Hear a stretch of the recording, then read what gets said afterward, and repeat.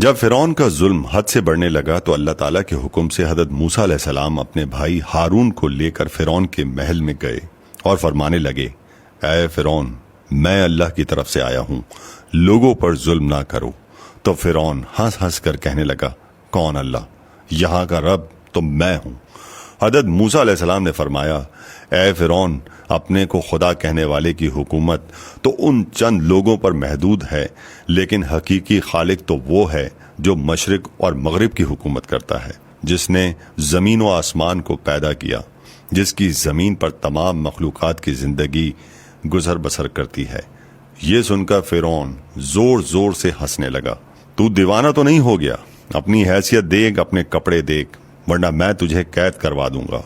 حضرت موسیٰ علیہ السلام نے فرمایا، اے فرعون، اگر میں تمہارے ساتھ اللہ کی کوئی نشانی پیش کروں تو کیا بنی اسرائیل کو آزاد کر دو گے یا تمام انسانوں پر ظلم کرنا چھوڑ دو گے؟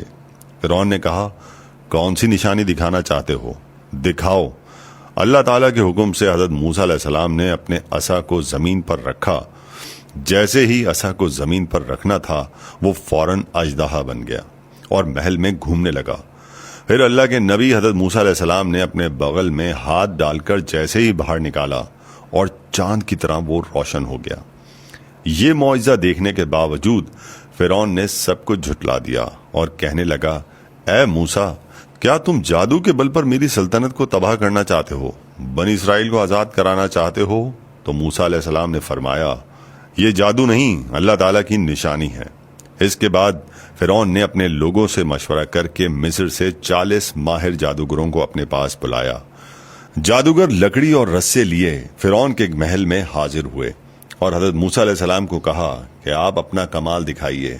حضرت موسیٰ علیہ السلام نے فرمایا کہ پہلے تم دکھاؤ۔ چنانچہ جادوگروں نے اپنی لاٹھیاں اور رسیاں زمین پر پھینکیں تو پوری زمین سانپوں سے بھر گئی۔ پھر حضرت موسیٰ علیہ السلام نے اللہ تعالیٰ کے حکم سے اپنے عصا کو زمین پر پھینکا تو زمین پر گرتے ہی فوراً اژدہا بن گیا اور سارے سانپ اور رسیوں کو نگل گیا۔ یہ دیکھ کر سارے حاضرین حیران و پریشان ہو گئے۔ یہ معجزہ دیکھنے کے بعد جادوگر سمجھ گئے کہ یہ تو جادو نہیں ہو سکتا، کیونکہ ہم تو لوگوں کی آنکھوں پر جادو کرتے ہیں۔ حضرت موسیٰ علیہ السلام نے جو کیا وہ سچ ہے اور یہ کوئی غیبی طاقت ہے۔ یہ کہہ کر جادوگروں نے حضرت موسیٰ علیہ السلام کے قدموں کو پکڑ لیا اور موسیٰ علیہ السلام کو اللہ کا رسول تسلیم کر لیا۔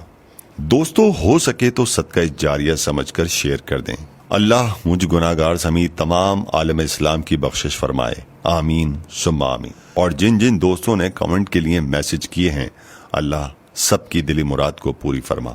انشاءاللہ پھر کسی نئے موضوع کے لیے آپ سے ملاقات ہوگی۔ تب تک کے لیے اللہ حافظ۔